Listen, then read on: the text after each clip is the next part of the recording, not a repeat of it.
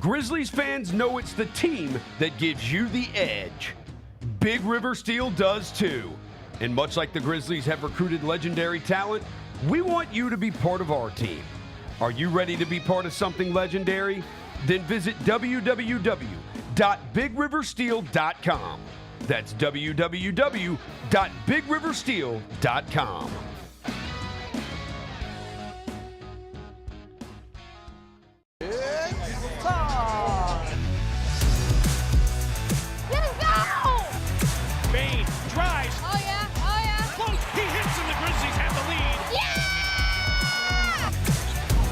With a knockaway. Good defense.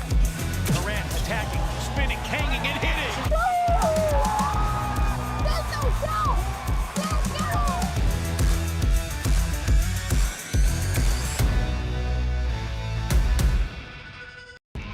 When it's all on the line, you turn to the strong, the stable, the unwavering, to those with a history of raising their performance to meet the moment. It's true in basketball. It's true in banking. Grizzlies Checking from Pinnacle. Play hard, bank easy. Open a Grizzlies checking account with at least $100 and a recurring direct deposit by August 31st, and you could receive a $200 direct deposit bonus into your account. Details at grizzliesbanking.com. Member FDIC. Double your chances to win all month long in March with two big promotions. On Fridays, embrace the madness and win a share of $150,000 in cash and free play. On Saturdays, starting March 8th, go for the gold and win your share of up to $10,000 in cash and free play in the $80K Fool's Gold giveaway. Enjoy live entertainment all month long and play for your chance to win big in March only at Southland Casino Hotel. Must be 21 or up. Play responsibly. For help quitting, call 800-522-4700. Thanks for showing up, Memphis. Nothing compares to catching your Grizzlies IRL. And that all starts with buying tickets at Ticketmaster, the official ticket marketplace of the Memphis Grizzlies and the NBA. Ticketmaster gets you to the game so you can catch every highlight. Put that jersey collection to use for the next game and get Grizzlies tickets at Ticketmaster. Whether they're here at FedEx Forum or on the road, Ticketmaster's got your back when it comes to scoring tickets. And there's no better brag than saying you saw it live. Let's face it, there's a lot of trash talk in basketball, but the great teams let their performance do the talking. Like Ford F-150 with Pro Power on board, a class-exclusive industry-first feature that turns your truck into a mobile generator and leaves the competition speechless. Ford F-150, official truck of the Grizzlies. Greatness starts here at your Mid-South Ford dealer. Class is full-size pickups under 8,500 pounds, GVWR. Kroger shoppers and Grizz fans, want exclusive last-minute discounted ticket deals texted straight to you during the Grizzlies 2024-2025 season? Sign up with the new Kroger Buzzer Beater deal. Fans can sign up by texting Grizz to 636-479 or visit your local Kroger store in the Delta Division and scan the QR code. By signing up, you agree to receive recurring automated promotional and personalized marketing text messages from the Memphis Grizzlies. Consent is not a condition of any purchase. Message frequency varies. Message and data rates may apply. Shinedown. Dance Kid Dance Tour. Live in Memphis. FedEx Forum Saturday, August 30th. With special guests, Bush and Morgan Wade. Get tickets now at livenation.com. Shinedown, live in concert. For more, visit shinedown.com. Thanks for showing up, Memphis. Nothing beats catching your Grizzlies IRL, and nobody knows that better than you. So next time you want to hit up a game, Ticketmaster's got your back with tickets to every upcoming matchup. Whether you're catching the Grizzlies at home or on the road, you'll find tickets at Ticketmaster, the official ticket marketplace of the Memphis Grizzlies and the NBA. Keep putting that jersey collection to use and get Grizzlies tickets today. There's no better brag than saying you saw it live. See you courtside again soon, Memphis. Debo traded from San Francisco to the Commanders for a 5th-round pick. There's no other sport where you would get a player of his ilk for a 5th-round pick. Over under total yards for Debo. If they set it at 1,000, you think he hits that over? Total yards? Total yards from scrimmage. Total yards. Yes. Okay. Yes. The Odds Couple, live at 2 p.m. on YouTube at Grind City Media and the official Grind City Media app.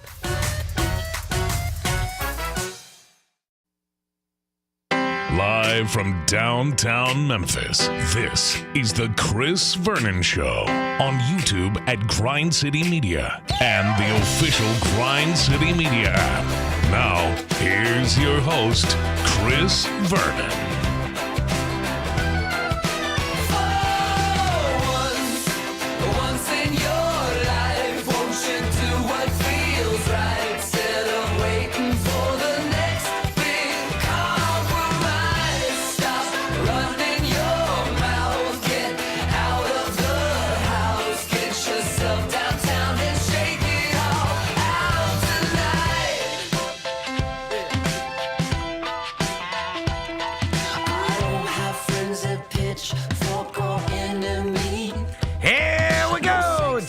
On GrindCityMedia.com. It's Chris Vernon Show. Welcome. It is the Tuesday, April 8th, 2025 edition of the show. Today on the show, to Tuesdays with Tony. Tony Allen will join us, the Grindfather himself, brought to you by ESCO.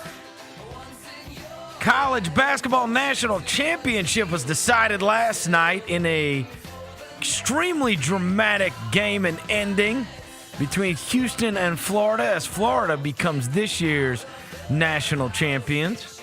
We will get to what happened in that game. Grizzlies are going to be back underway. They are playing against a team that wants to lose in Charlotte, and then have a massive game coming up here on Thursday night at FedEx Forum. We will go through all the news and notes of the day. Tony Allen will join us. It's a Tuesday. It's nice out. Smile. Let's do it. Turn it up.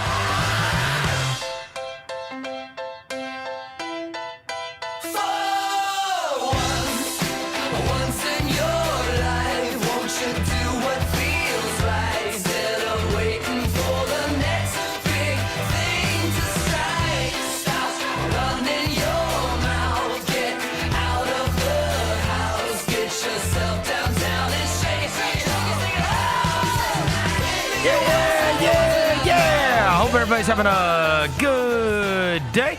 All right, we got a ton of stuff to get to. Quite the dramatic night last night with the national championship going on in Florida, beating the Houston Cougars. We will get to everything that took place in that game and everything else going on. As I mentioned, Tony Allen's going to join us before we get to anything. I welcome John Roser to the show. John Roser, a.k.a. the Cologne Ranger, the Body Spray Bandit, Senior Sack, Johnny Backflow, Johnny Bearcat, the Bill Roser, John Asparagus, Johnny Neck Carb, John Lance, Yogi Roser. Hello, John. Hello. Devin Walker. Big week. Devin Walker not here. He is going to be at the Grizzlies game in Charlotte tonight, as he was there over the weekend for Dreamville Fest. He will be at the Grizzlies versus the Hornets tonight, so he will be repping us there, and then he will be back with us later this week. Tony Allen is still in Los Angeles. It's Tuesdays with Tony, brought to you by ESCO. Make sure if you are headed down to the Grizzly game, and you will have grand opportunity on Thursday night is a late start. So if you want to grab some dinner before you head over to the Grizzlies game, right across the street at ESCO is a great choice. Go load you up on some shrimp and grits, and then you can head over to the game. Hello, Grindfather. Did you miss me? Where are you now? You're in Los Angeles still? Yeah, I'm on my way back, man. I'm on my way back. I got a chance to hop on right before I get on the plane. My plane in probably about like another 2 hours. So, who have you guys? You're out there for the Out the Mud podcast. Who have you guys recorded with? So far, it's just been Sasha Vujacic and Rashad McCants, and I did a few cameos on Gil's Arena and what they call it, KG Certified. Yeah. And then and then I saw last night KG put up something about pierced with love or pierced for love or what. Like the whole, like you mentioned to us that Paul Pierce is going to do a dating show. I told you. It's ridiculous. I got a chance to do a little adding to the script, and hopefully they give me some credits, man. You're not going to be in the show though?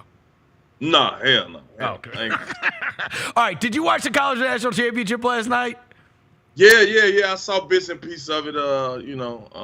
But what surprised me is just I thought that I thought Houston had that in the bag, man. It's like that was like, yo, how y'all let them walk you down like that, dude? But I don't know. I got to tell you something. It is so crazy, and I even mentioned this with Jacoby this morning.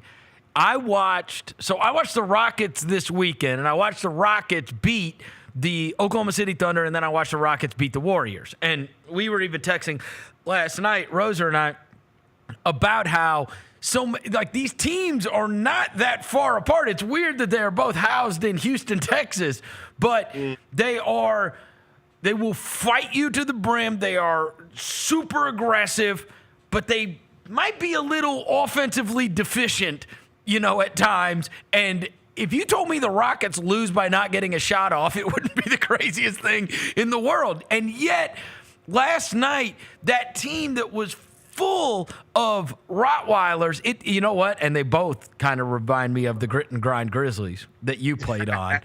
They really do. They really do. Both of them, right? I don't understand. Like, both these Houston teams are kind of like the Grit and Grind Grizzlies, where it's like, man, we are going to drag you into a gutter war, and our offense might not be enough to get us all the way home. And then last night, the same team that pulled off that incredible comeback against Duke, I mean, it's like 4 straight turnovers, and then to not get a shot off. I mean, I felt so bad for that Emmanuel Sharp. He has 2 turnovers. They turned it over their last 4 possessions of the game, Tony. And it was And when you get the turnover so demoralizing is that, okay, we didn't even get a chance to attempt the shot up. That's a possession that we have to value late in the game like that. But then you boil it down to not getting the shot off at all. And I was wondering why the big was looking at the ball like that. Like, that could have been a shining moment for the big fella. Had he had just grabbed it and just threw up a heave, I'm like, what are you doing? And it just goes to show you Florida wanted it more, though. Man, Florida, excuse me, they met that intensity.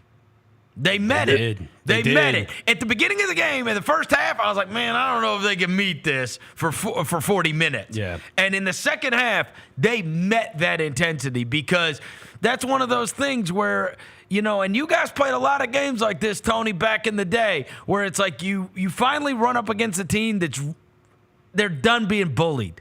They're done being bullied. Like, the way they reacted to rebounding and the way that they played in that second half was mega impressive. I was certainly impressed, because Houston is the kind of team that punks you out, and Florida just totally refused to be punked out. They almost did. It was 15-26 left. Yeah. Houston was up by 12. They had jumped out on them to start the second half, and they're up 12. And it's like, then that timeout is, or it's the media timeout. And that's like massive gut check time, and they responded too. And they got Clayton good looks out of some timeouts. Only Gators get out alive, man. That's what they say. Hey, do you remember do you remember something like this, though, when you guys played? Like, I know that you guys, say, like, when you played against, like, the, what do they call them? The Lob City Clippers or whatever, right? You had that feeling like, yeah, these guys don't want this. Right? Like, they don't want this kind of game. They don't want this kind of intensity. They don't want this kind of aggression. Like, and you knew that, like, all right, and then I suppose maybe, like, what? Maybe would you say San Antonio or somebody? Like, who did you guys run up against that you remember being like, all right, we're not punking these guys out? Most definitely that second time around when we ran up against the Spurs. Like, they were more physical. They met us. They hit first. You know what I mean? They denied the wings. They fronted Zebo on the post. They double team, triple team. You could tell they were much more prepared, you know what I'm saying, to come and meet that physicality. But it always got to be the Spurs, man. Popovich made it his promise. And he says due diligence that I will never lose to the Memphis Grizzlies again. Yeah, so, and the whole changed. The whole idea that we're not going to be able to bully these guys. We're not going to be able to just pull them into a gutter war. They're fine in the gutter now. Yeah, they definitely were relaxed, man, and they was well coached, man. The brilliance of Coach Popovich definitely stood out every time we played them, even in regular season, man. You would come see they take it more serious. They would do things like this, Chris, and I'm pretty sure you remember this. they would rest guys 2 games before they play us, just so they could be ready to play us. Right. You know what I'm saying? Yep. Pop was doing stuff like that. I was like, damn, he really was disrespected when we beat him that first time. And So in the moment, it is absolutely crushing if you're Houston. I mean, you see the poor kid laying on the ground. You know, Walter Clayton Jr. goes over there to try to console him, whatever. I know that you have said in the past that you blamed yourself for what took place in the Final Four with Oklahoma State. Mhm. How often do you think about losing? I mean, at that stage of my career, I definitely felt like it was all on me. Like, I really feel like it was all on me. From making a late game coaching substitution, denying the late game coaching substitution for my boy John Lucas. John Lucas, shout out John Lucas, that's my boy. And just not paying attention to not abiding by the curfew that we had. You know, I went over there and hung out and kicked it with Will and them, and and hung out. But when we got in the game, I thought I'd be all right. And so once you lose and you don't, properly prepare, it hurts. But once you get to that stage, man, and just from the season beginning, from start to the finish and the end, it's gonna be some emotions flared up. So I wouldn't be surprised if, anybody cried in that NCAA tournament. But you guys basically lost at the buzzer. I hate to bring up bad stuff, but I mean, like, and it was to like one of your best friends in the world in Will Bynum. So that made it all the more crazy. I guess my question is, how many times do you think about that? Is that something?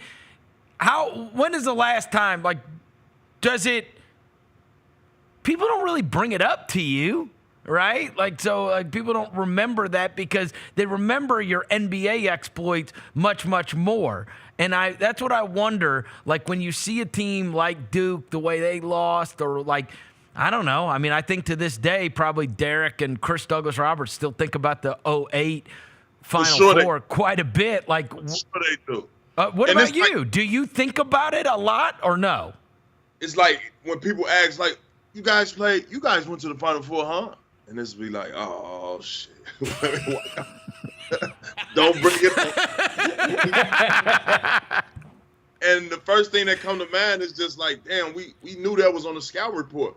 We knew that Will Bynum loved going right.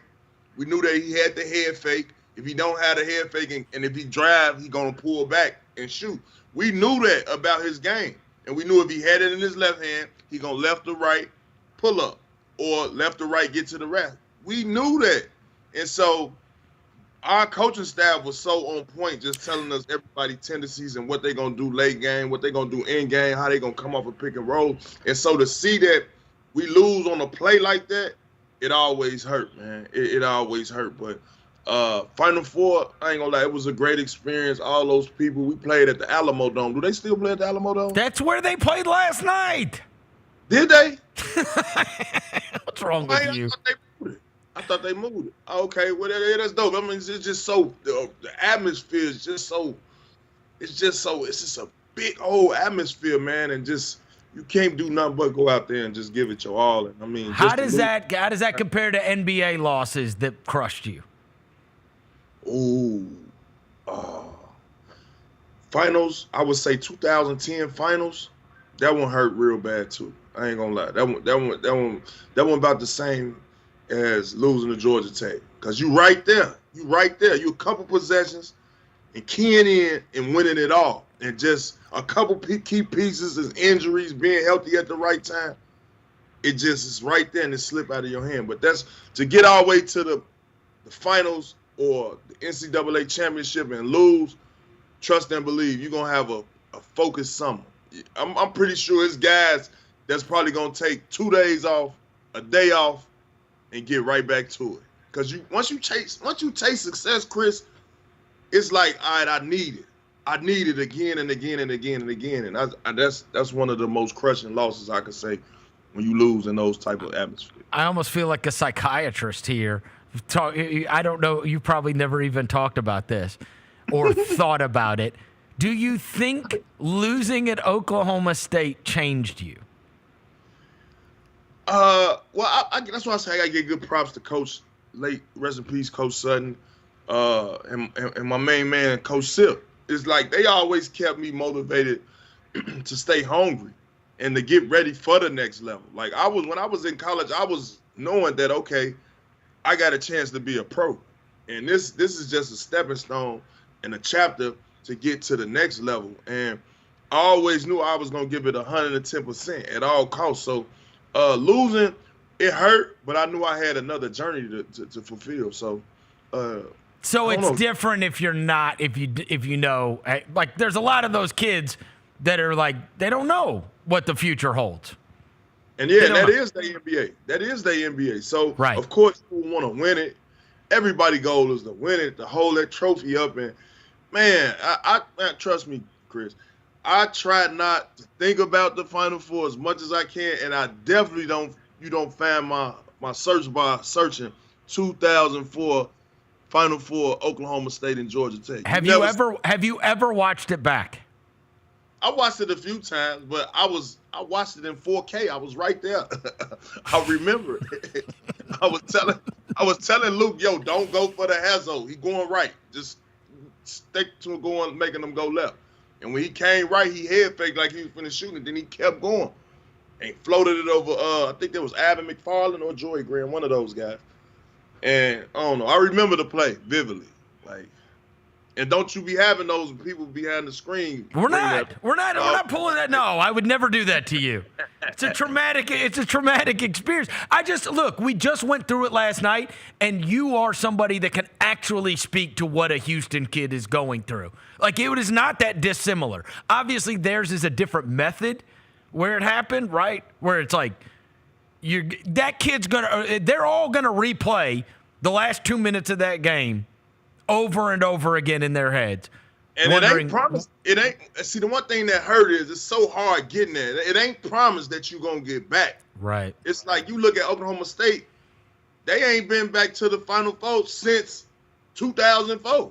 Right. You get what I'm saying? That's 20 years. 20 years. That's 20 years. So it's like, damn, I'm talking about the alumni, boosters, whoever, the everybody that's part of the Oklahoma State organization, school, is like, all right, damn, we got to cherish these moments. Matter of fact, we do cherish and honor these moments because these guys put their heart and soul on the line and getting them. I'm talking practices, weight room workouts. I'm talking individuals. Guys really bought into what Coach Sutton was spitting. We was picking up what he was putting down. It wasn't no shortcuts in what we was doing, so it wasn't no surprise why we were there. And so to get there and lose, bro, it's crushing. It's super crushing. And I'm talking even guys that even didn't play as much felt they probably could have did something to contribute. But, they was all in. You got to figure we were all in as far as practices, guys competing, from guys fighting, practices getting intense. But it was all for the greater good for us to get to that level. And that's the crazy thing about it, Tony. That's why that Houston team does remind me so much of those kind of teams that you were on, right? The same way I posted that video of the Houston, practices where they're just rolling a ball out and having guys literally fight each other for the ball. No. They're running into the walls. They are doing everything. And immediately people are bringing up, you remember when Tony said that you guys had to put on football pads and shit in your practices? It's like, it's something, it's like what they're doing at Houston now is a super throwback to like what you went through 20 years ago. And it don't surprise me with that coach. He from the old school. Yep. He get kind of, I can't get it on point, but if I could guess, he looked like he one of those tough love kind of coaches. Like he going to curse you out. Yeah. He going to bring the best out of you. And those drills that they were showing that Houston was doing where they throw the ball up and those 50-50 balls and they diving on the floor, it brought me back to those shoulder pads and helmets. Because guys got to have a certain tenacity and a certain level of effort when they playing this game. You can't come in and be one of those cool, lackadaisical, I'm in Los Angeles, one of those Lakers showboat teams and just finesse. No, you can't do that. You from the start to finish, you got to come in ready to take charges, dive for loose balls, and hell, probably even clothesline somebody. Mm-hmm. That's what Coach Sampson gave me. And you know, I used to play against Coach Sampson when I was in Oklahoma State. He was coaching Oklahoma, and those teams were tough, man. Hollis Price. Yeah, Hollis Price and Eby. They had a guy named Eby. Those guys had talent, and they got beat by Carmelo, or they would have won the title. Like that's what they kept saying last night. That was his last great chance, to win it. And they had an unbelievable team, and they got Carmelo'd. But I mean, you think about that, so even for Kelvin Sampson, it's how many. Look how great of a coach he's been for that long, and how many even cracks he's gotten at it. And he's 69 now, I think they said. It's you don't know if you're going to get another one. Yeah, you don't. You really don't, man. One thing about coaches like that, man, who bring the best out you, I'm pretty sure he's trying to grow those guys up to be young men. And I mean, his track record in coaching has been phenomenal. I mean, to take a team like the University of Houston, come on, man. All the way to the finals, come on, man. Give them some kudos, man. But they fought hard, man, so you got to give your flowers out to them. You'll love this because I actually had one of those, redemptions with Kelvin Sampson years ago. So when I first started out in media, it's right when I very first began. Rosa will remember this, me telling this story, because I ended up bringing on Kelvin Sampson years later when he was in the same conference with Memphis, and I told him about this. I almost quit before I even started, Tony. One of the first games I ever covered was down at Ole Miss, and it was that Hollis Price Oklahoma team. And Oklahoma was up big, and Ole Miss stormed back won the game. Oklahoma started turning the ball over and everything. And so, of course, I'm 21 years old, and I'm okay, now my program director's you've got to go cover this game. So I was I've got to ask a question, right? So I've got my little tape recorder, whatever. And Kelvin Sampson comes out, and he's and I was Coach Sampson, it's do you think that the crowd in here tonight affected your young team or whatever it was? Something like that, right? It was a reasonable question, right? It was about his team getting rattled because of the crowd. This dude looked right at me, Tony, and he goes, I don't know. What do you think? I was oh my God. I started I was getting in my car. I was crying on the way home. I was I can't do this. I can't, is this what it's like? Just humiliating every press conference. I mean, it was literally one of the first jobs I ever had in media. And just totally, and I was this guy is so mean. And then years later, I brought it back up to him. I'm bro, I almost didn't become a media member because of you. Right? Hey, he did something like that. So intimidating. So intimidating. Him last night when the dude asked him something about assists, he said he broke it down to him and told him, well, let me explain to you what an assist is. You throw that ball to a person, and they try to get it in the basket. He threw the ball in the post a lot of times. And, he missed shots that he normally make, and if he'd have made those would have been assists. Played the report, flat out. That's the Taurine Prince. So when you grab the ball, it's a rebound. And they had more of those when that guy asked him, how does BYU out-rebound Baylor? So the ball comes off the rim, and you grab it, and that's a rebound. And they had more of those. Right. Okay. I remember when we lost to Kansas in 2008, and CDR and Derrick Rose had to get up there and talk after the game, obviously. And they straight up just start asking them, well, how did you miss those free throws or whatever? And Derek just had his head down and he goes, it just must have been a finger or something. It's the weirdest. Hey, and it's the weirdest thing. I don't know how you experienced this, especially now that it's been 20 years ago. But the weirdest thing is that, even with our 2008 team, we love Derek and CDR and Antonio Anderson and Dozier, all those guys, right? It's one piece of greatest memories. That was amazing. Those were the good old days. And then attached to that is this extreme trauma of the way it ended, right?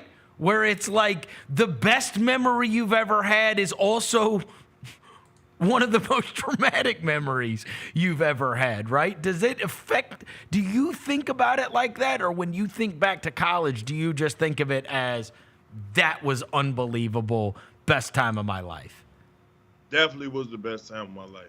Gotcha. That whole experience, man, just, having to, be on the road, and then, another thing that pump you up, those interviews, man. You get all those cameras in your face, man. You answering all the questions. You going on little podiums.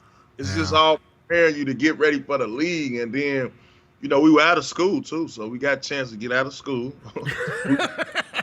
we were practicing like hell. And just that time that we got a chance to, bond, and the camaraderie it grew stronger because we knew we were actually on our way there. And I tell you what team that actually put us in that mind frame. We always kept, because we was like number two and we was number 2 and 3, mixing up 2 and 3. But the number one team though was St. Joe's. And we would be looking at St. Joe's on ESPN every night, like, y'all saw St. Joe's, y'all saw the game last night, And me and Lucas would be like, yo, we gonna bust them when we catch them. We gonna get them. And it was Connecticut too, and Ben Gordon. I'll never forget. Those guys, like, we would keep up with, it was always us. It was St. Joe's, Connecticut, and then us. Then we'll switch with Connecticut and go to, or it'll fluctuate. But we knew for a fact that we could compete with those guys, and just to be climbing up the bracket and knowing that we getting close, it brought our team together, man. So I ain't gonna lie, that was a great experience going through that Final Four. But beating the Pittsburgh, I don't know what's they symbol, but the Pittsburgh, what are they? Panthers. Pittsburgh Panthers. We beat the Pittsburgh Panthers. This one they had a guy named Julius Page and Kyle Krause. I remember Carl Krauser. I remember him. Yeah. Hey, those guys, I'm talking like they was pumped up, like they was hyped up. We looking at ESPN like, yo, they got these folks trying to, like, predicted to beat us. And so once we beat them, it was like, yo, yeah, we going to the Final Four. It's set in stone. We going to the Final Four. That was the Sweet 16. And it was like, if teams tougher than, the only teams that's tougher than this got to be UConn and St. Joe's. You see what I'm saying? And you guys had to play St. Joe's. And we had to play St. Joe's. Yeah, that's right. And if it weren't for Big Shot Lucas, we wouldn't have got up out of there.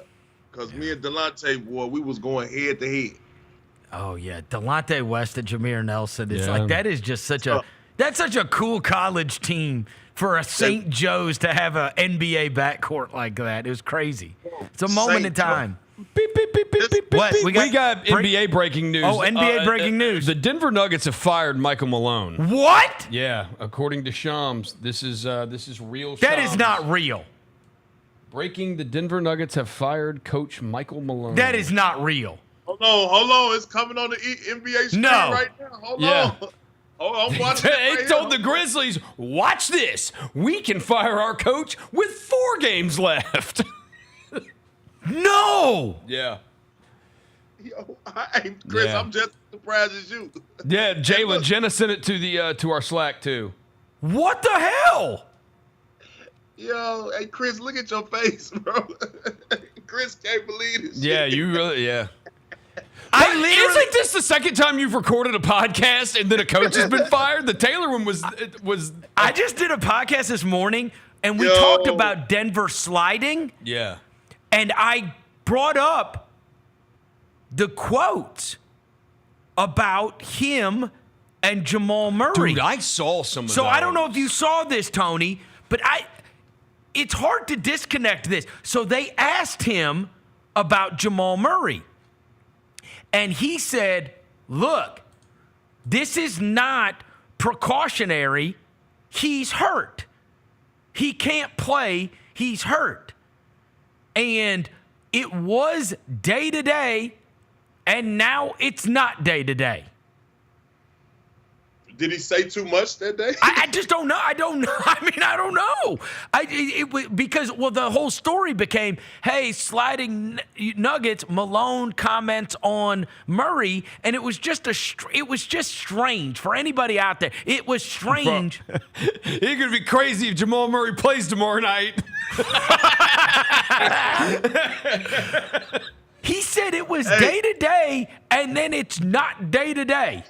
He said this is not, because everybody was basically doing the whole, in fairness, we did it with Morant. Yeah. Which was, are we just bubble wrapping this guy? Yeah. To try to get to the playoffs? The similarities are eerie. Yeah. Because he's saying, right, you're going, are you bubble wrapping this guy? And that's basically what they were intimating when they said, because he was day to day. Yeah. And then he said, but now he's not day to day. He's hurt. And hopefully he'll be okay. It's very strange. It was very strange when it happened, right? For a guy. And honestly, this happened here.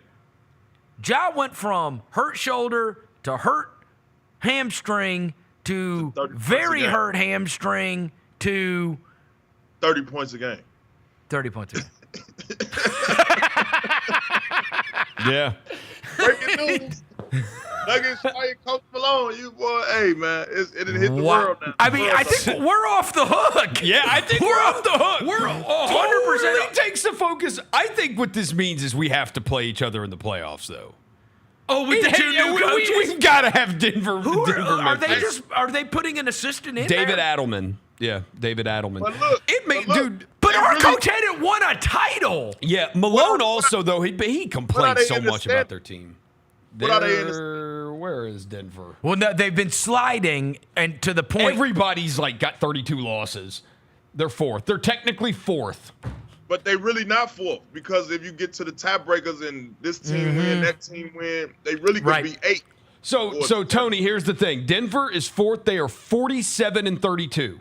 47 wins, 32 losses. We'll have the same record as them tonight. Teams 5, 6, 7, and 8 are all 46-32. They've all just played one less game.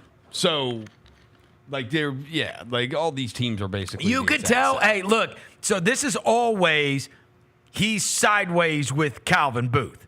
Yeah, right. That's how you know. Yeah. He was sideways with him at the beginning, because even at the beginning of the season, he was doing the whole. Well, if we still had Kentavious Caldwell-Pope, then blah blah blah, right? Like he the vets they don't have He was making anymore. little, and you could tell the same way that once upon a time, Dave Yeager went to a press conference and was like, "Well, if we would have drafted Rodney Hood, because he wanted Rodney Hood instead of Jordan Adams," or when Lionel Hollins did you got champagne taste on a beer budget, you know. Anytime the coach is calling out the front office very publicly, now there's going to be this tension there. And then the second that things start going wrong, you got nobody standing up for you, because the front office is going to say, it's not the player. When the owner comes in, it's like, what the F is going on? You know, look, and we're living it. But if the owner comes in, and I don't know if Robert Parra came in, but if I were the owner, I'd be like, what the F is going on? The front office is the one that talks to the owner. Mike Malone doesn't talk to the owner, right? So he's going to say, it's not me.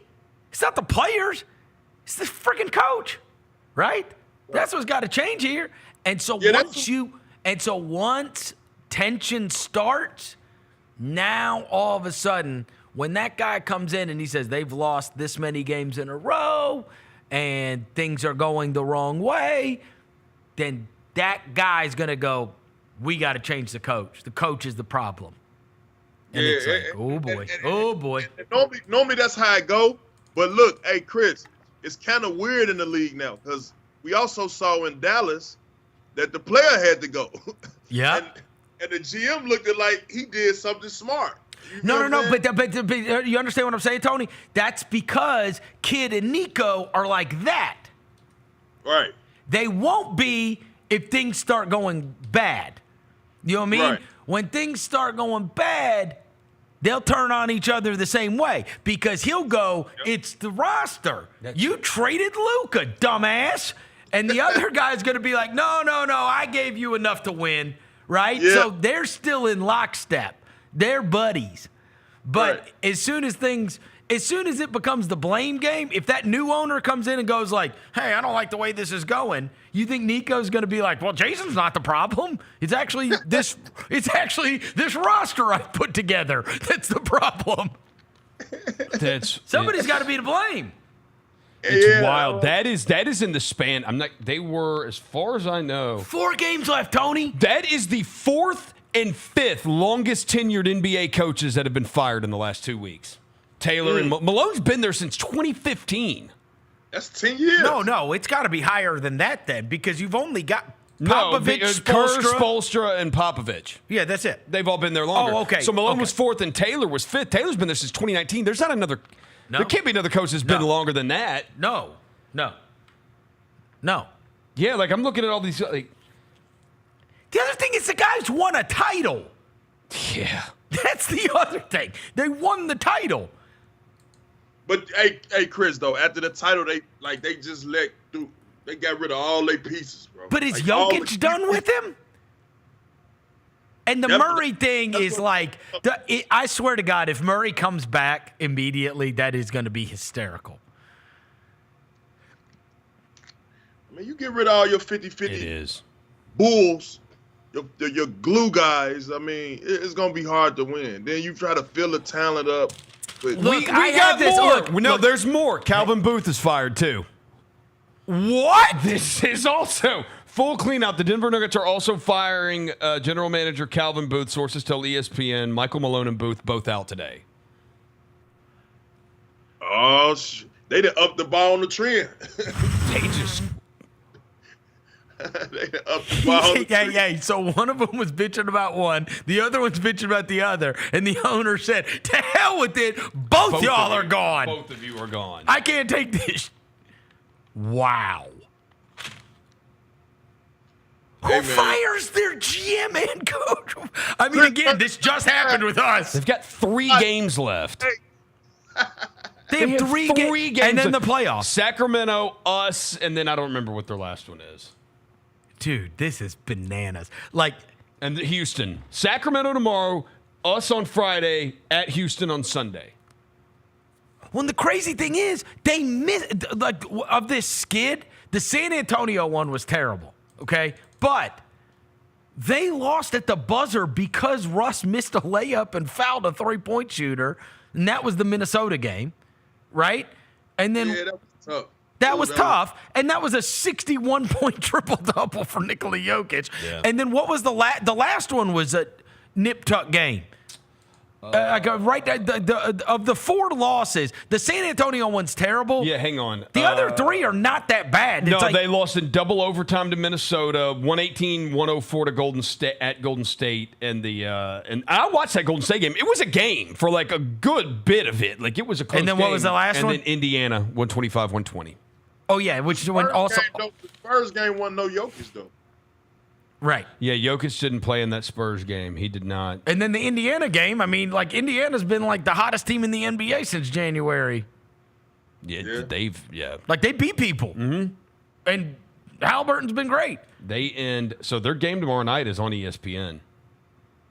What? At Sacramento. Bro, they fired their GM. And Calvin Booth is the one that everybody propped up as the guy that, like, helped them get the championship. Yeah. Like, he came in there and made some very good moves and added some guys.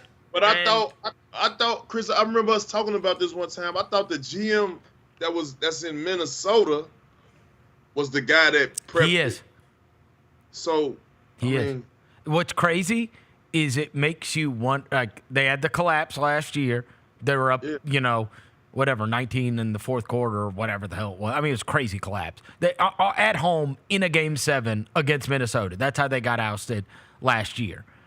Or else that team could have won the title. And then the whole, like, very publicly calling out the front office by Michael Malone this year, that's happened, like, quite a bit, so you could understand how things have gotten a little fractured. I wonder, honestly, if this is the last of a dying breed. Like, Michael Malone was one of the very few, connections to the past of the coach that is basically, let me coach my team, leave me alone. Right? Like, the more, you know what I'm saying? Those kind of guys. And now it's like everybody pulling the same rope, everybody in unison. We all have an agreement on who we're going to develop and who's going to play and who's not going to play, and our strength and conditioning staff and our guys like Michael Malone are from the past. It's not the same. They're the kind of guys that will go out and be like, they said he was day-to-day, and now he's not day-to-day. He's hurt.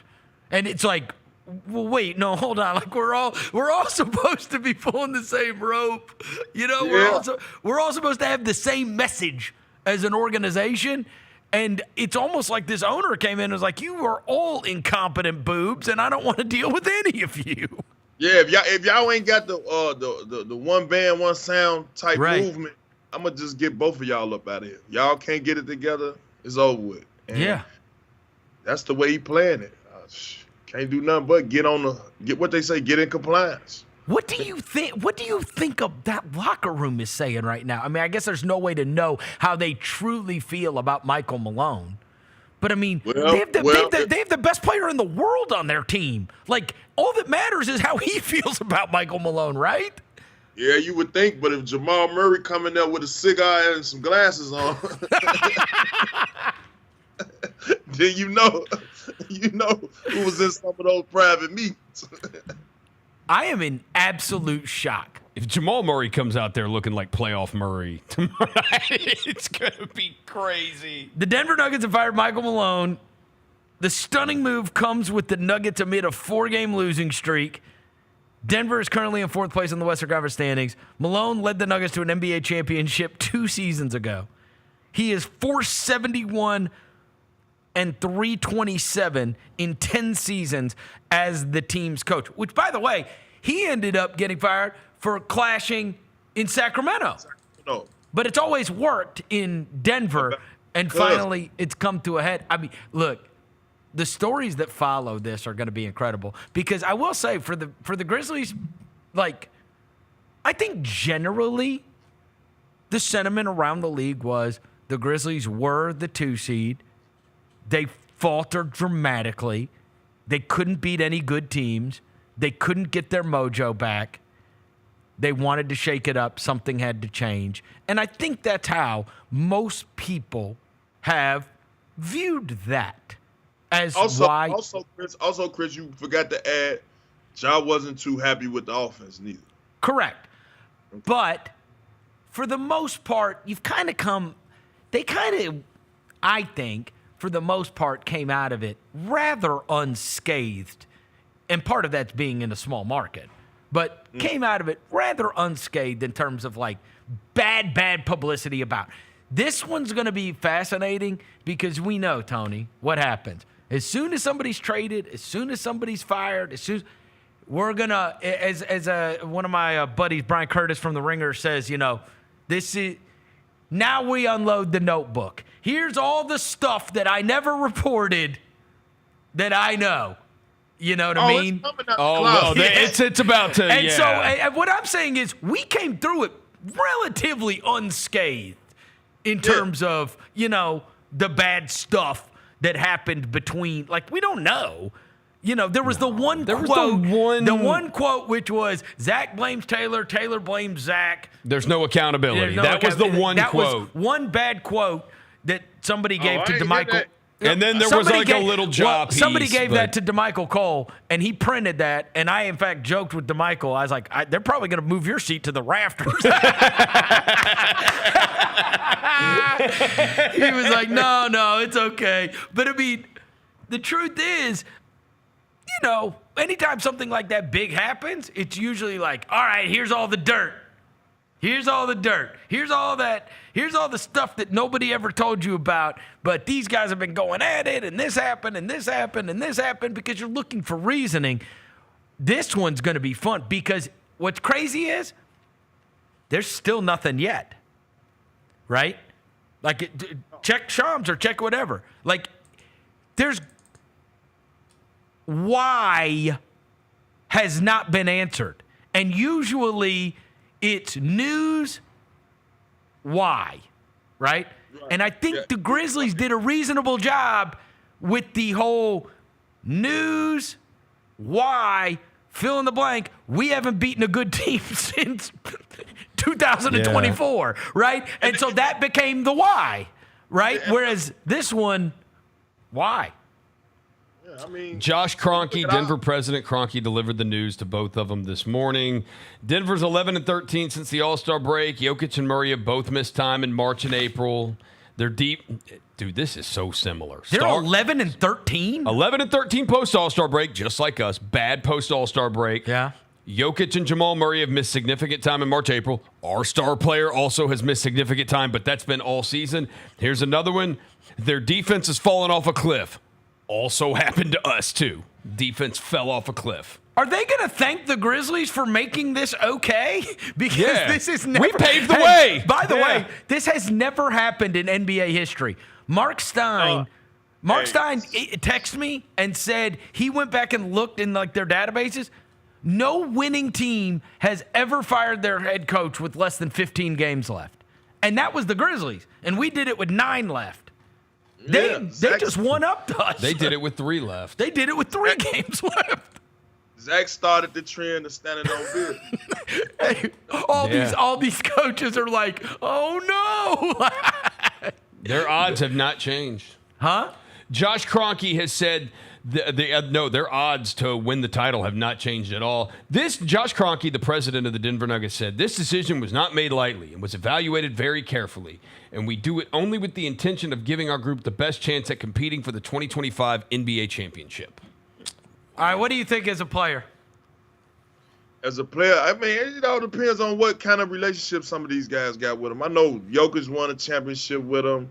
Murray won a championship with them. And I don't know, sometimes I guess the voice in the locker room, if that voice ain't motivating you to get up there and go out there and compete at a high level, if you done lost respect for the coach as a star player, you see it. You can see it. Sometimes the star player, he don't want to be in the huddle. He the first one to lead the huddle. It's just little things you got to probably look at and see, But if you lost the locker room, bro, and you ain't getting us to come out here and be motivated to come out here and run through a wall for you, it's about time to move in another direction. And I think that's go for both ball clubs, Memphis and Denver. And you can see how they've been playing after the break. Nobody came back enthused. Nobody came back with that mindset that we're going to go out here and value each possession and play hard for 48 minutes. And typically when that happens, this is what happens. This is what this equal out to. Did you care when new ownership came in and now Lionel's gone, now Jason Levian's running the team instead of Chris Wallace, or then Dave Yeager's gone, or then Jason Levian's gone? Like, did you care about when GM and coaching moves are made, or were you always just so focused on whoever coaches, whoever's running the team? You know what I'm saying? Were you always so focused on yourself, or did you ever truly care about coach and GM and coach and GM combination?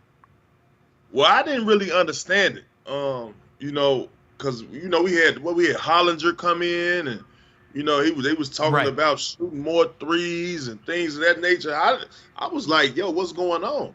And then all of a sudden, we had Zebo coming off the bench. You get what I'm saying? That was the Fizdale, yeah. Yeah, so but I'm saying eventually that's when I started catching on to what was going on. Like, oh, the league is changing. Because me, on the other hand, I thought I had to just stick in to my role. I thought that's what they wanted me. Lock down, defend, get extra possessions, and just, beat me.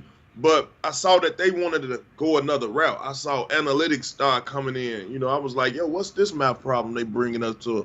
And it was like, damn, okay, we got to be a more fast-paced team. I mean, what do you mean pace? We're going to throw the ball down, get a bucket, come down, get some defense. No, these guys want to run. And so when Levian and them came in, I caught on late to what they was trying to do. Were you okay when it went from Lionel to Yeager? When it went from Lionel to Yeager, You were fine. You guys won a ton of games the next year. Yeah, but it was a ton of times he was trying to bring my ass off the bench and cut my minutes. You see what I'm saying? And I knew that was coming from upstairs. Like we want more pace. We want to shoot more threes, spread the floor a little bit, open up driving lanes. Yeah, and I'm like, wait a minute, why I'm coming out at 6 minutes in the first quarter every game? Why I'm going back in 6 minutes in the third quarter? I'm just playing first and third quarter. Jaeger to Fizdale was even more dramatic. To Fizdale, it really got crazy. That's what I'm trying to say. I was like, oh, these folks trying to experiment me coming off the bench.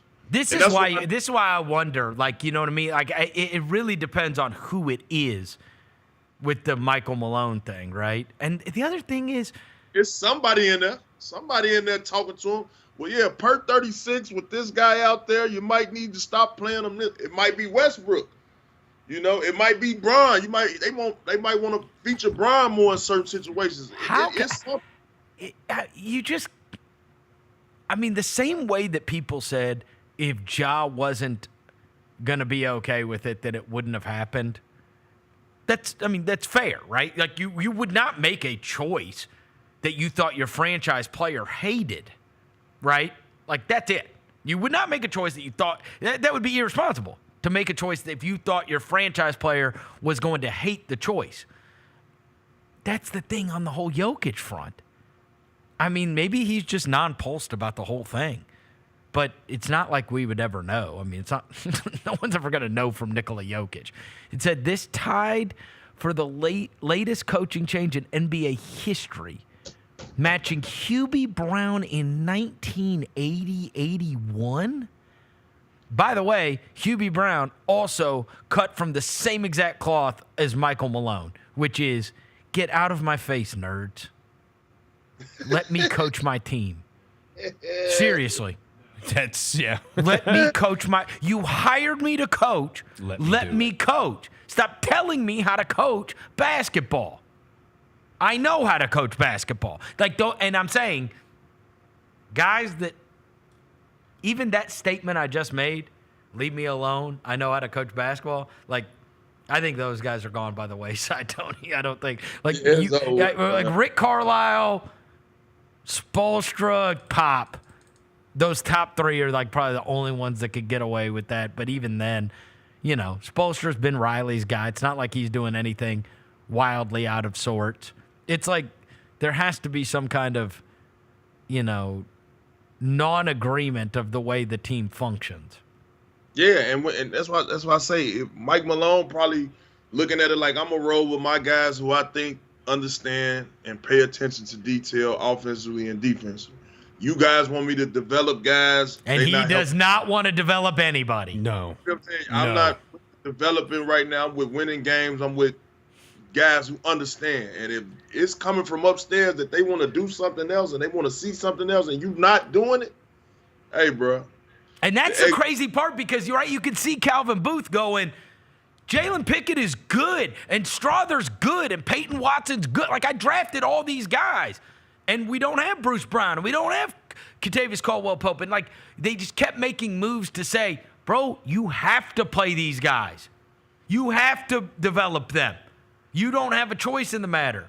Like, we're not even giving you any more options.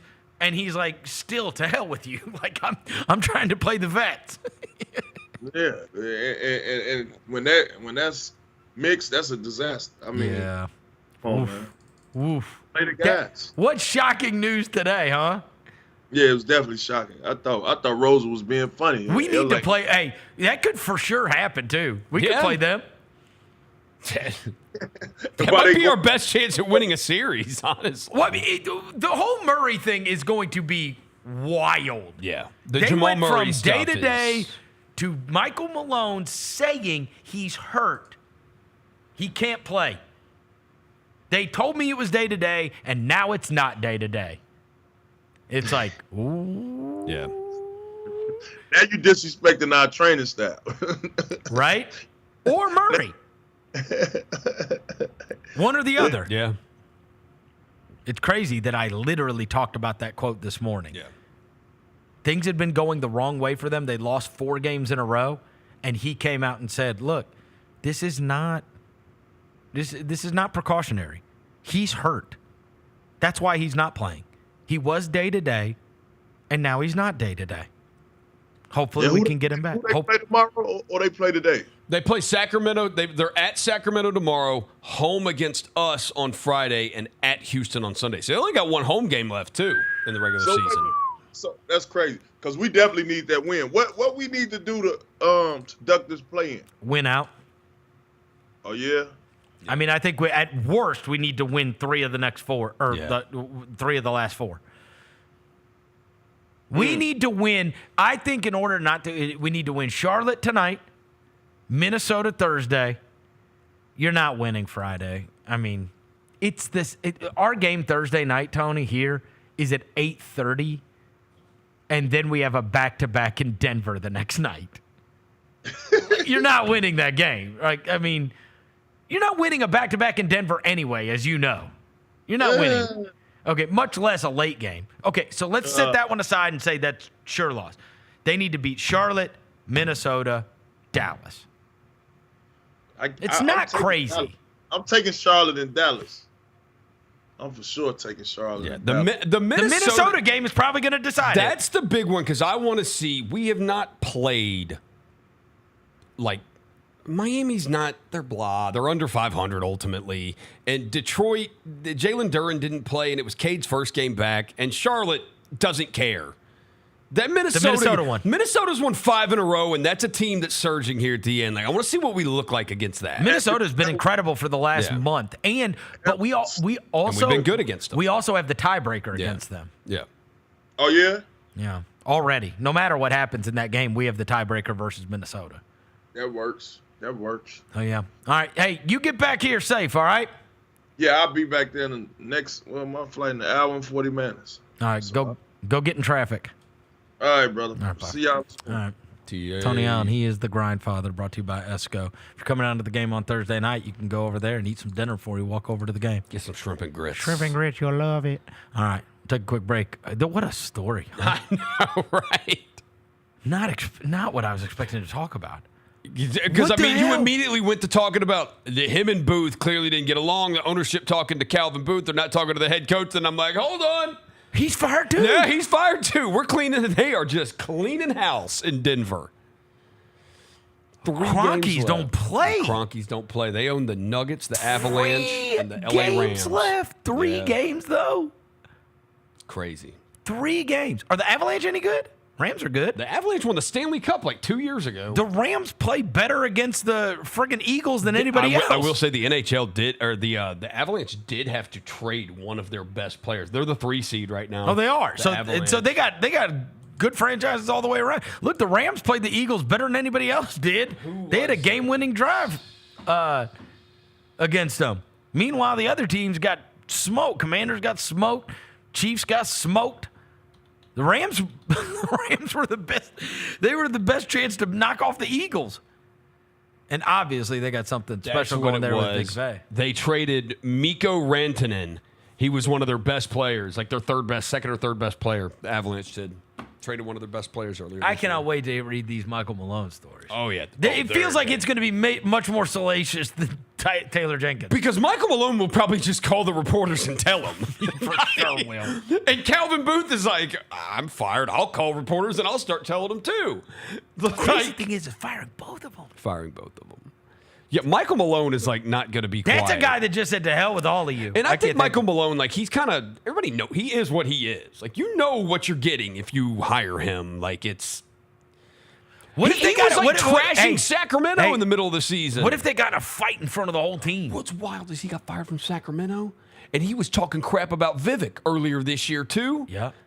When they fired Mike Brown, who that's his guy, Mike Malone, Mike Brown, like he talked crap about when they fired. And they play at Sacramento tomorrow night, and Mike Malone's not going to be there on the side. And neither is Mike Brown. It's going to be Doug Christie versus who? David Adelman. David Adelman. And Vivek is going to be sitting courtside sipping tea. The funniest part is, like, do you think Jokic even knows? No chance he has his phone on. No. Somebody next to him has been like, hey, they fired coach. Really? Coach. And what is it? He'll still go out and get 30. I actually don't think so. 10. Like, cause you see those things. Do you remember when Michael Malone went overseas? Yeah. And he was like presenting his MVP or whatever with amongst the horses and Jokic. Yeah. Like, Malone has a relationship with these guys. Yeah, he does. And the other thing, that's why I don't think that it probably went sideways with Jamal Murray either. Yeah. I think it probably went sideways with the staff. You know what I mean? With the front office. Yeah, where it's like they're It holding. feels like it'd been budding for a while. Like you said all the stuff. They're that he holding said. out. Yeah. They're holding out Jamal Murray. Malone's like, I lose games because you hold out Jamal Murray. Yeah. Like, and it's just not. They're clearly look from day one. At the very beginning of the season, when he started bringing up Contavious Caldwell-Pope, it was like, oh, shit. So he's brought up Pope because they lost. Well, they had to lose Bruce Brown. Yep. They lost Jeff Green. Yep. They lost KCP. And I think he hits a certain point where I get Mike Malone's thing. He's like, we have the best basketball player in the world. That's right. In his prime, and we won a title. Why are we not keeping guys and trying to win the title? Spend the money. Why are we not spending the money trying to win as much as we can with this guy? Instead, you give me a bunch of rookies that don't know what they're doing. Instead, you get rid of the veterans and you players. want me to try to play young players that, I get who Malone. are all late draft picks because we're awesome. Right. It's not like I'm not developing Cooper Flagg. Right. Right? And to their point, even one of their corner pieces. I'm not developing Jalen Pickett. Even one of their corner pieces, Michael Porter Jr., they got with them like a mid-first round pick, like late lottery. Like he was not a late first rounder. Same with Murray. Murray was 7th. Is that right? Murray was 7th. I mean, they're not like top 5 picks. And obviously Jokic is the greatest draft pick ever. And every now and then you may hit something that's crazy. Like Ginobili once upon a time was drafted super late, and you can get an awesome player. And the Aaron Gordon acquisition was great. Aaron Gordon was great too. But like it's like it is crazy to think that if Denver had Bruce Brown and KCP still, I absolutely would be like, yeah, they could win the championship again. Like that wouldn't. So wild. I mean, you think about like Budenholzer wins the title, gone. Right? Michael Malone wins the title, gone. Like you think about all the guys that have either won the title or been. Frank Vogel won the title, gone. Yeah. Bro, you can win a title and be gone within 2 years. That's what's crazy now. When you can win a title and be gone within a couple of years, who is the last guy? Pop? Except Pop last one in 2014. Who has a title with the team that they coached to a title? Spoelstra. Just those two, right? Pop and Kerr. Oh, Steve Kerr. And Steve Kerr. But those are the 3. Yeah. Okay, those 3. Tom Fornelli from CBS says the mistake that Malone and Taylor Jenkins made was not coaching the Bulls because they let you coach forever. Which is crazy because that guy was a Denver guy. Yeah. Their GM was in Denver. Yeah, Arturas Karnasovas or whatever. Yeah. He's a Nuggets guy. Yeah. Hasn't there been some stuff about Tim Connolly in Minnesota? Because he was the one who built that team. Well, the other thing about Tim Connolly is that he,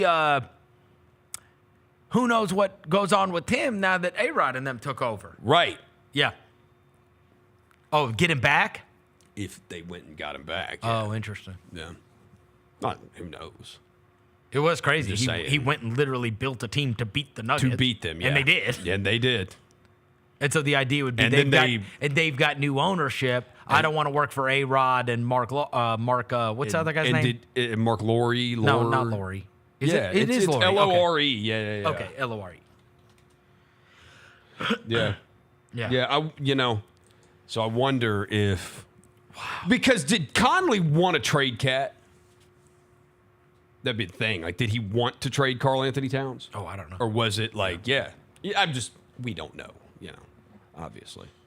We don't get to know until the guys get fired. Until they get fired, and then it comes out. And then we find out. Yeah. I mean, somebody's got to write the story. Look, Michael Malone has been combative all year. Oh, he's going to go talk this is not. yes. But what I'm saying is, this is not crazy. Yeah, he is By on the the way, phone Michael with- Malone, also one of the guys that trashed us for getting rid of Taylor Jenkins. Yes. He's trashed 2 teams for firing their coaches this year in Sacramento and us.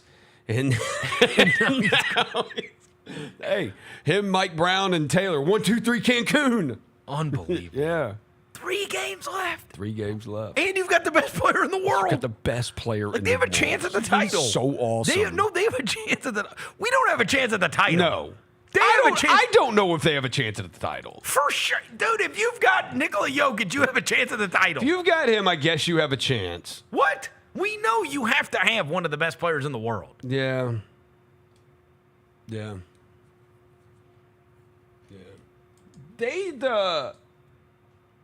Yeah, I will say the wording is different too with both of these organizations because the Grizzlies have parted ways with Taylor Jenkins. I mean, Sham straight out. The Denver Nuggets have fired Michael Malone. And everybody else for that matter. And everybody else. Cleaning house. Yeah. All right, take a quick break. We'll come back after this. Chris Vernon Show. Touched on this earlier, the panel here about, what really has been the mainstay of the Grizzlies, and that's Jaren Jackson Jr. Trip has just been awesome. He's posting guys up. He's stronger than he's ever been. He's physical, and he's scoring all type of ways. Hey, Grizzlies fans, be sure to tune in to Grizzbeat, where the panel and I break down all things Grizzlies and take a look at the rest of the NBA as well. The show is live every Wednesday, 2 p.m. on YouTube at Grind City Media and the official Grind City Media app. Grizzlies fans, dunks, dimes, and no-looks are great on TV, but nothing compares to catching them IRL. And that starts with buying tickets at Ticketmaster, the official ticket marketplace of the Memphis Grizzlies and the NBA. Ticketmaster gets you to the game so you can catch every highlight in person. From seeing your favorite Grizzlies stars up close to hearing the squeak of the sneakers on the hardwood. Put that jersey collection to use and get tickets at Ticketmaster. There's no better brag than saying you saw it live. See you courtside, Memphis. Sonic Radio. Welcome back to Sonic RNDIO. That spells radio with me, the CIO. This just in, the new Sonic $1.99 menu lets you build a crave-worthy meal for just $1.99 an item. Whether that's a creamy shake, crispy tots, or a quarter-pound double cheeseburger. This just out. Ostriches. They're mean, not very cute, and in my opinion, way too big for a bird. Don't miss the Sonic Fun 99 menu. 5 items, always $1.99. Live free, eat Sonic. Tax not included. See menu for details. Grammy, Academy, and Golden Globe Award-winning superstar Mary J. Blige, live in Memphis. The For My Fans Tour, live at FedEx Forum Saturday, April 19th, with special guests Neo and Mario. Get tickets now at livenation.com. The iconic Mary J. Blige for one night only. Bain, a pump fake, a 3, it's through for Desmond Bain. FBK, fly by King.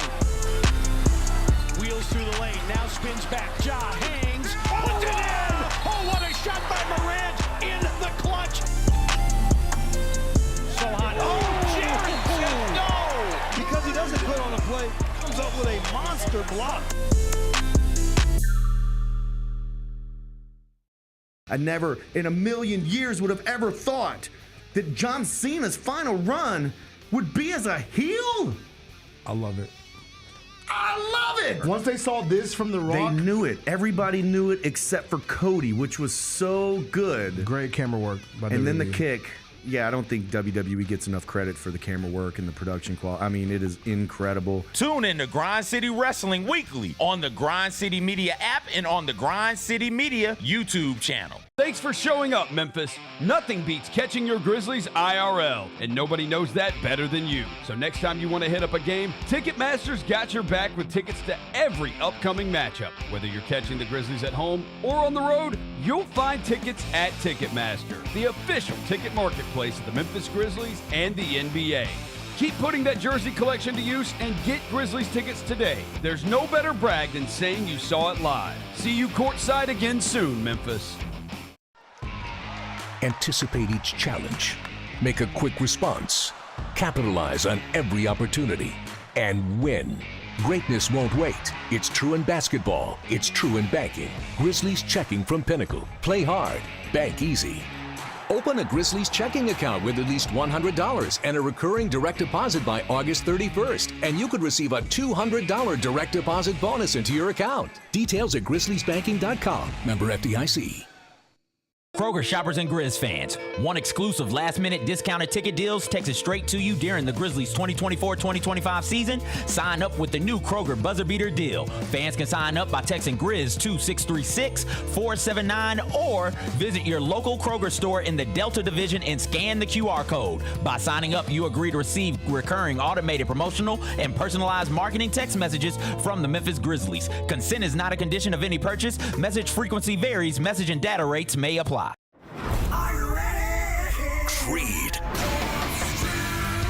By overwhelming demand, the Summer of '99 tour returns.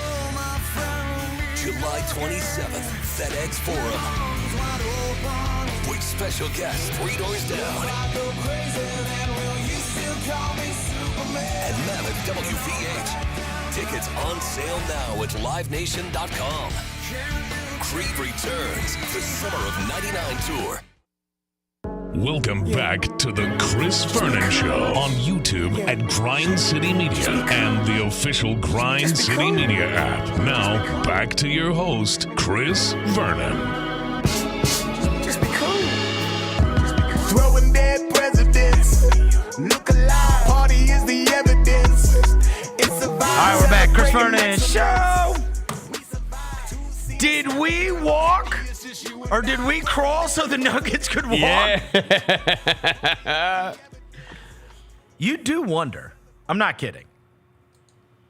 You have to wonder if that happens, if what happened here doesn't. Yeah. You do wonder if they just wait till the end of the season if that hadn't happened with That's what us. everybody has done since the beginning of time. It's like, yeah, we're just going to wait till the end of the year and do it. Correct. We'll just get to the offseason. And even like did we set the standard that it's okay, even if there's not that much time left in the season? If you're trying to save that, don't just let your season go down the drain. Yeah. If you think this can stop it, and obviously their situation, as I said, is much different. As you told me during the break, there's already people that are out there saying, which is unsurprising, that Calvin Booth and Michael Malone hated each other. And then the owner's like, all right, right, if I talk to this guy, he says, you're the nincompoop. If I talk to this guy, he says, you're the nincompoop. And it's like, the both of y'all, both y'all, out. Both of them. That's what he said.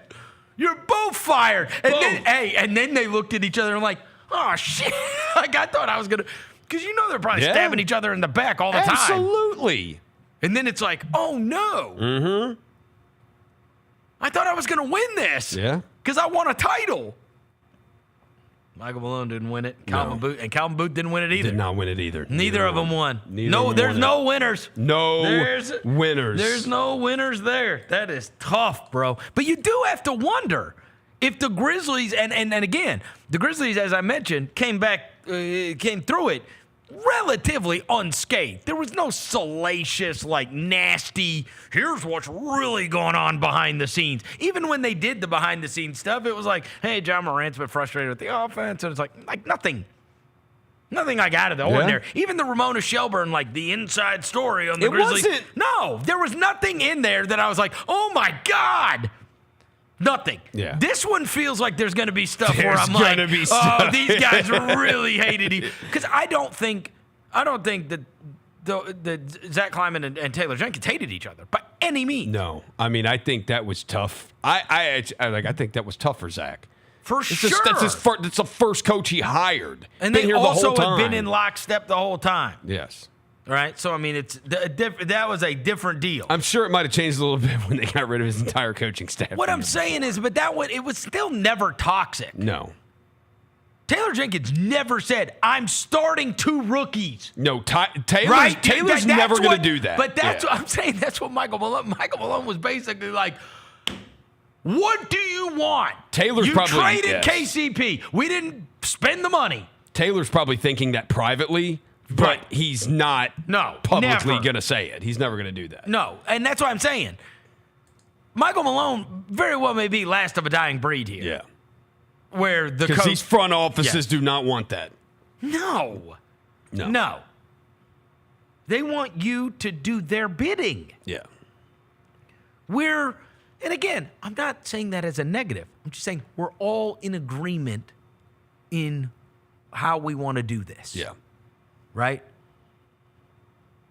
We understand that you starting Zaire Williams every night is not giving you your best chance at winning tonight's game. But you don't have to worry about if we lose some games here and there for the sake of development, we're okay with it because we're all in this together, right? Yes. But the best thing that can happen is we develop him into something that could really help us at the end of the season. Like the guys like the Michael Malones of the world are like, get out of my face.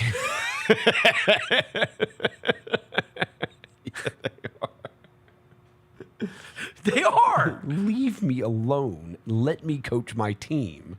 Because you are going to care if I win. Yeah. You are.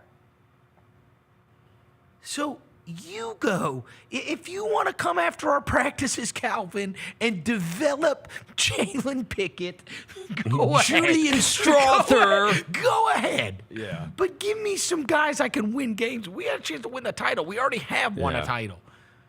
Enough. This is Enough with your second round picks and late first rounders. Like, this is I developed Christian Brown. This is the What do you Mike want? Fratello. And Oh, Mike I Fratello know. did not want to play Rudy Gay. And No. I remember Harrington always talking about it, and it's like Mike Fratello being like, I can't play him. He doesn't know how to play. And it's like, well, dude, you're the coach.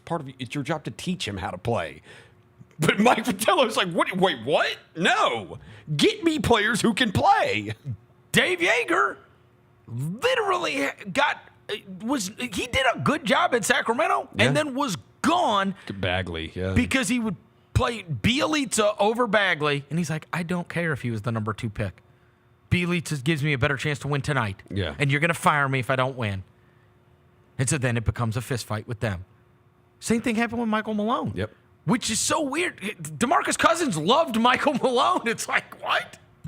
This guy is like the most impossible guy to get to have you love him. Yep. And obviously that was a ridiculous decision in retrospect. Michael Malone, no matter what you want to say, is one of the best coaches in the NBA. He is. You know, Guy won like hell. No, he did good in Sacramento. Like That's what I'm saying. Yeah, when they fired him, DeMarcus Cousins was upset about that. Like, no, he is a good basketball Of course he coach. is. Dude, by the way, the one you just mentioned. Do you think Yeager ever gets another chance? I don't know. I think it's plausible. Because But Dave Yeager is a good great coach. basketball coach. But again, I yeah. don't know if and guys can change. And he might have changed, yeah. I mean, But he said some other stuff. But a lot of guys are cut from that cloth, bro. Yeah. Where it's like, I think everybody wants you to be in lockstep with the. I mean, he came up here under Lionel, and Lionel very much That's right. was give me the veterans. Like, That's I right. want to play veterans. Except Mike Conley. He let Mike Conley, And but I think that they are. I think that it's a time that's gone by. Yeah. Look around the league. You know what I mean? I mean, you find. I mean, Joe Mazzulla was literally behind the bench. Yeah. And then elevated to the front of the bench, right? The interesting one is going to be, and I'll give you one that is a throwback. He is the most wins of any coach over the last 5 seasons.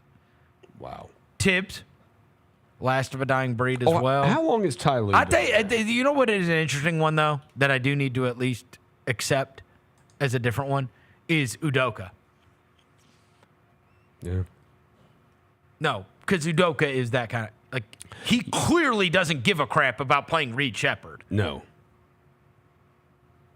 I'm winning, and he's the 2 seed. But he's also got enough, but he also already has He's got so many, that- but he's got young players, too, that he does play. But I'm saying, when things are going great, no problems. No. No problems. You can do it. Yeah. You can do it when things are going great.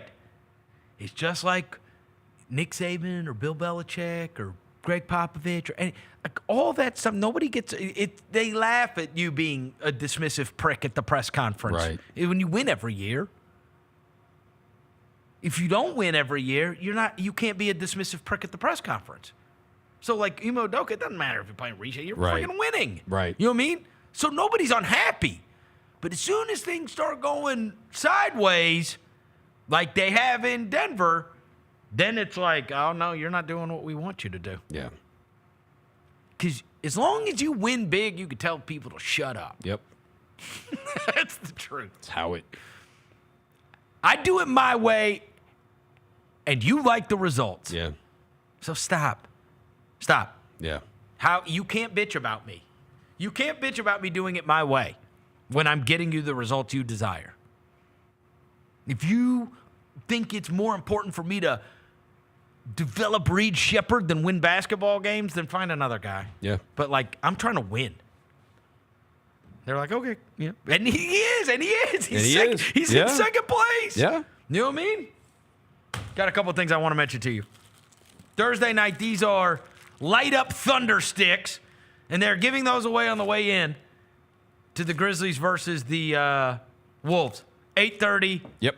On Thursday night. Show them what they look like. So, I mean, they obviously look stupid in this cellophane wrapper. This is what they look like all blown up. Look at Russ. There you go. If you can see. So they light up. I don't know. It's hard to tell on screen. No, they don't. Sunday is awesome. So Sunday's the last home game of the season. It's in the middle of the day, 2:30. And you don't get it when you walk in because they don't want you to mess it up and have to, like, roll it up underneath your chair or whatever. They are going to hand it to you when you leave the arena on Sunday. This is the end of season poster, which is as good a poster as they've ever done. Yeah, it's pretty cool. No, and it's actually, like, solid, too. Yeah. It's like this is You get super that, cool. Yeah, you get that framed up. Super cool. So that's the poster that the Grizzlies are giving away Sunday after the last regular season home game. Tonight. Okay. So tonight there are a few. It is kind of funny, the chess that the Lakers are playing. Do you know they're not playing anybody in this game tonight? What would have been something that people looked forward to? Lakers Thunder. Yeah, right. Yeah, the Lakers aren't going to play anybody. Yeah, I didn't think so. They let you see it on Sunday. You don't get to see anything. Well, because the Thunder. They've got the Mavs tomorrow night for the Luka return. And I watched that game, too. The Thunder threw some weird lineups out there, too, in that game. It's like, okay, like a lot of Isaiah Joe, Kenrich Williams stretches. I was like, All right, so we got Lakers, Thunder, Warriors at Suns. What are the chances the Suns could get a win for the Grizzlies? Doubtful, right? I don't know. It's something to keep an eye on. Not going to hold my breath. Yeah, Spurs at Clippers. Not going to hold your breath on that one either. But, I mean, there are some games that matter significantly. The Grizzlies are early game. They're playing at 6 o'clock against the Hornets. So, Grizzlies got to get that done. Do you know, I am just looking, I just pulled it up on ESPN, and I had not even looked at this yet. It says Memphis minus 15.5. Okay. It does. All right, listen to this. All right. Memphis minus 15.5 against the Hornets. Yeah. Cavs minus 13.5 against the Bulls. Pacers minus 18.5 against the Wizards. 18.5. Oh, my gosh. Thunder minus 15.5 against the Lakers. Clippers minus 12.5 against the Spurs. Like, this is like an Adam Silver nightmare. It's like, how are there 4 games with spreads over 13? Yeah, this is a debacle tonight. That's crazy. Yeah. That's crazy how many games there are. Dude, the Thunder are 15.5-point favorites against the Lakers because they're not going to play anybody. The Lakers aren't going to play anyone. Man. That is so wild. What? Anyway, so we got those going on tonight. Yeah, let's just see what else. What a news day. Holy mackerel. Celtics, Knicks. Have you seen anybody else leaked anything about the Michael Malone thing before we get out of here today? I have not seen anything on here yet. What terrible timing. At least I was on the air here when I was doing it. Yeah. Unbelievable. Unbelievable. What a day. Yeah. At least I was here when that happened. Because, God, I mean, we recorded the mismatch this morning, and then that happens. It's like there's no keeping up with NBA news. It's impossible. It is. It's a fool's errand It's to impossible. try to record a podcast any day. Because something's going to happen within 12 hours. You know, I heard Simmons talking about it, and I never, because I don't play it, so I haven't thought about it. But when he said, he's like, the NBA has how it is today, it has completely killed fantasy basketball. Oh, For yeah. the people who played it. Yeah. Because you literally don't know who's ever going to play. That's right. A lot of people, you got to set your lineups at the beginning of the week. Well, that's bad on it's the like- gambling front because daily fantasy is huge. Yeah. You know what I mean? Yeah. I also think it has led to incredible vitriol online. I've told you. Oh, yeah. I swear to God, every time I search a player's thing, there's like a million tweets about hitting your this guy- parlay. yeah, either hitting my parlay or I lost because this guy sat out or this guy didn't do whatever. Yeah. I saw Jaylen Brown was on. Where was he on? Yeah, He was just on something. Said he wanted to fight somebody. He's like, tell one of these parlay dudes to run up on me and see what happens. Parlay guys. Yeah. All right, it's going to do it for today's show. Thanks to John Roser across the glass. Thanks to Tony Allen. We'll be back tomorrow. Until then, we gone.